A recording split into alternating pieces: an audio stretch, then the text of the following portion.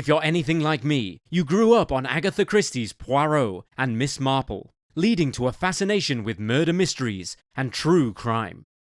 Today's sponsor, June's Journey, combines that feeling of cozy crime with being a detective, finding clues and solving mysteries one step at a time.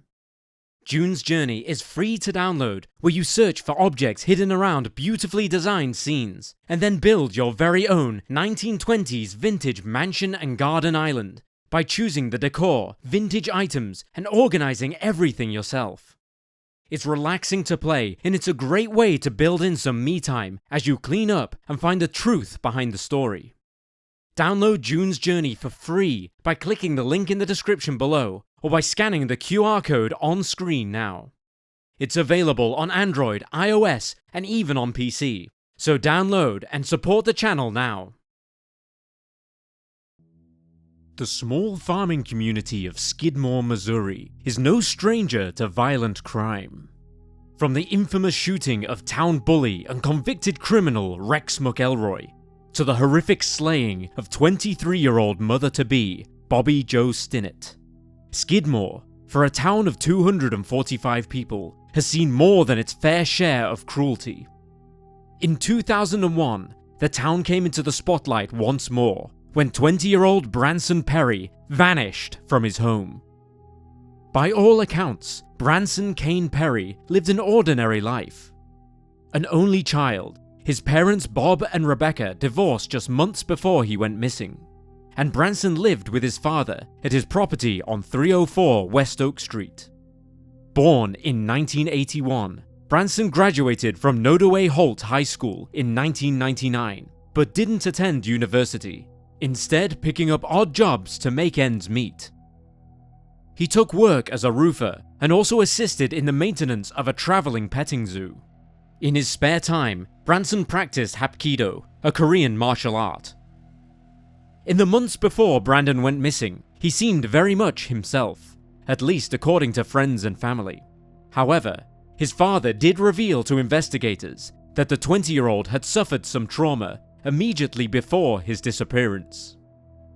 It took Branson a lot of courage, but he eventually confided in his father that on April 7, 2001, Branson visited their neighbor Jason Bierman at his home. There, he was drugged and sexually assaulted. His father recalled being furious that his son had been taken advantage of. It's unclear if Bierman was ever investigated in the connection with Branson's disappearance, which took place just a few days later. On April 11th, Branson invited a friend, Jenna Crawford, to his home. He had enlisted her help with cleaning the house, as his father Bob had recently been hospitalized and was due to come home in the next few days. Notably, Jenna spotted two men she didn't recognize outside the home when she arrived. She soon discovered that they were fitting a new alternator to Bob's vehicle. The details of Branson's final movements are somewhat hazy. Most reports note that the 20-year-old told Jenna around 3 p.m. that he was going to take a pair of jumper cables outside to a shed next to the house, and then he never returned. His mother, Rebecca Kleino, wrote for the blog Bring Branson Home that Jenna witnessed Branson run into the kitchen, take something out of a cabinet, and run back out of the rear door. When he returned, he wouldn't tell Jenna what he'd been doing and acted like nothing had happened. Shortly afterwards, Jenna went for a shower. When she came back into the kitchen, she found one of the men who'd previously been working on Bob's car, rummaging through the drawers and cabinets. When she asked him what he was searching for, he told her nothing, and then went back outside. The two men working on Bob's vehicle were interviewed by the police, but they did not seem to have been deemed persons of interest. They reportedly told the investigators that they didn't see Branson when he went to the shed, although he would have had to pass them to reach it. The next day, Branson's grandmother, Joanne Stinnett, stopped by the home and found it unlocked. Stranger still, there was nobody there. Concerned, Joanne left, but called the residents later that night, wondering if perhaps her grandson had just gone out for the day. But the phone rang, and her calls went unanswered. She waited a few days before contacting Rebecca, who also hadn't heard from the 20-year-old in several days. Finally, when Bob was released from the hospital on April 17th, Branson was reported missing. Knowing that vital time had passed between the near week that had been since Branson was last seen and when the missing report was filed, the police were quick to begin investigating. Ground search parties were organised, covering a 15-mile radius around his West Oak Street residence, and volunteers came forward to help meticulously comb through fields, farms, ponds, rivers, wells, and abandoned buildings. Even the best efforts of those working the case, though, were fruitless. A search of Branson and Bob's home turned up no sign of the jumper cables which the 20-year-old had left with that day. But 2 weeks later, they were found just inside the door of the shed. No explanation has ever been found for their sudden reappearance, and to this day, it's just one among many odd details in Branson's case, which makes amateur sleuths scratch their heads. Within 2 months of the investigation opening, over 100 individuals had been interviewed.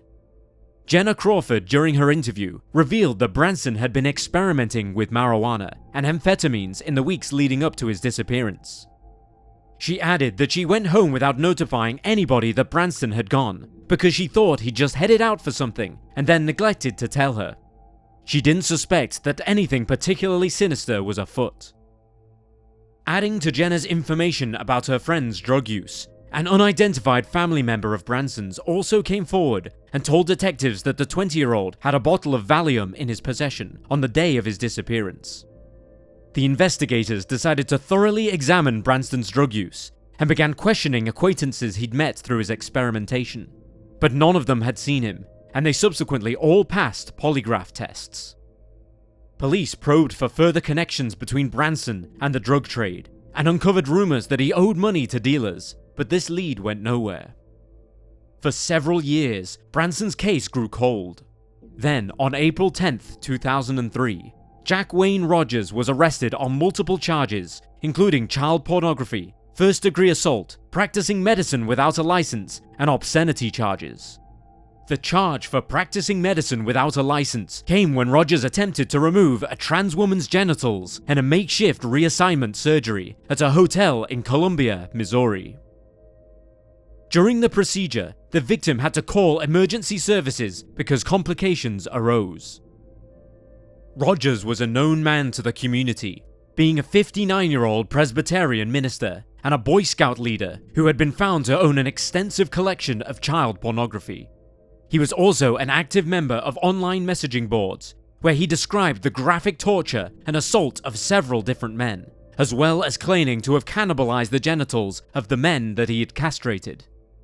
He posted under usernames such as Extreme Body Mods and Oh Hail Satan. Among the many crimes he described on the forums was a first-hand account of him picking up a blonde male hitchhiker who he subsequently raped, tortured, mutilated, and murdered. He claimed to have buried the body in a remote area of the Ozark Mountains in Missouri. Notably, Branson's father, Bob, had suggested initially that his son had gone to stay with some of his friends in Kansas City. He thought that his son was embarrassed and struggling with the encounter with Jason Bierman, and theorized that he may have hitchhiked since he didn't have a car at the time. When news of Rogers' existence reached Branson's family, there was some hope that the police had found the man responsible for the 20-year-old's disappearance. When questioned, however, Rogers denied knowing or seeing Branson, claiming that the post he'd written about torturing a young blonde hitchhiker was just a fantasy that he'd made up, and not based on true events. Yet, when the investigators searched the 59-year-old's home, they found a turtle claw necklace in his vehicle, which closely resembled a necklace which Branson owned. Although Rogers' garden was also searched, nothing of note was discovered. In April 2004, Rogers was sentenced to 17 years for assault, 7 years for illegal surgery, and 30 years for child pornography charges. He was set to serve his sentences consecutively. At his sentencing, Rebecca Kleinow pleaded with Rogers and asked him to reveal the location of Branson's body, but Rogers continued to maintain his innocence. After their encounter, Rebecca began to believe that perhaps the former Boy Scout leader wasn't involved in her son's disappearance after all. She speculated that someone local to the area was involved instead. 5 years later, in June 2009, investigators revealed that they were excavating a site in Quitman, Missouri, after receiving a credible tip that the area was Branson's resting place. A 2-day search was executed, with the excavation site consisting of a 23-foot hole that covered a 20 by 40-foot area. A local farmer residing about 1.5 miles east of Quitman told reporters that authorities had searched for an abandoned well on his property, but nothing had been found. Similarly, nothing was found on the Quitman site. Unfortunately, updates in Branson's case are far and few between from this point onwards. In 2010, Rebecca offered a $20,000 reward for information leading to her son's whereabouts, while America's Most Wanted featured the case on their show. Though this renewed interest in the case, no substantial leads came forward. More recently, however, a New Jersey police officer named Michael Kurz, who had researched the case for 18 years in his free time, and the Nodaway County Sheriff's Office have revealed that they believe the case to be drug-related, though they have not elaborated much further on these statements. Furthermore, in 2022, Branson's aunt, Gail McMurray, told News Press Now that she knew little of his drug use, but said that he admitted to her that he was using them and wished to stop. He was reportedly set to attend rehab just days after he went missing. Both Michael Kurz and the Nodaway County Sheriff's Office have also stated that though they have a strong suspect in the case, they do not have enough evidence to make an arrest and to press charges. Nodaway County Captain Austin Hahn told News Press Now, quote, "You want to make sure you have as much evidence as you can to get probable cause, to make that arrest and to send a good, solid, fully investigated case up to the courts to hopefully get a conviction on that and get some justice in that case." End quote. He added that a body would likely need to be recovered before an arrest could be made, with Michael Kurz noting, quote, "It's difficult to make an arrest for a situation like a homicide without a body or without Branson's remains." End quote. Branson's aunt, Gail, also added, quote, "People don't want to come forward. Their lives are going to be in danger if they know who did it. Someone knows something. I promised his dad and grandparents that I would never give up on finding Branson." End quote. Tragedy has struck Branson's family on multiple occasions. In 2004, 3 years after he went missing, Branson's 23-year-old, heavily pregnant cousin, Bobbie Jo Stinnett, was found murdered. Her killer had removed her baby from her body though, and thankfully, the child was later recovered unharmed. The murderer was found, arrested, and convicted. Later that same year, Bob Perry passed away. He never found closure or justice. Then, in 2011, Rebecca Kleinow died after a lengthy battle with melanoma. She was buried next to an empty plot which she'd saved for her son. Branson's empty plot has a headstone where his date of death is listed as April 11th, 2001. And finally, aged 80, Joanne Stinnett, Branson's grandmother, died in 2015. The remainder of Branson's family, including cousins, aunts, and uncles, continue to look for answers, as do the law enforcement, who have pointed out that just because Branson's parents are gone does not mean that the job has come to an end. 20-year-old Branson Perry was last seen on April 11th, 2001 at his home in Skidmore, Missouri. He is described as a 5'9" to 5'10" white male with blonde hair and blue eyes. At the time of his disappearance, he weighed between 140 and 155 pounds and was a thin but strong figure. Branson has a small, faint scar on his upper right cheek, a small scar on his left knee, and he suffers from tachycardia. He was last seen wearing a pair of shorts, size 32, a t-shirt in which he wore a size medium-large, and necklaces with arrowhead pendants attached. If Branson is still alive, he will be 43 years old. If you have any information about his disappearance, you can contact the Nodaway County Sheriff's Office at 660-582-7451.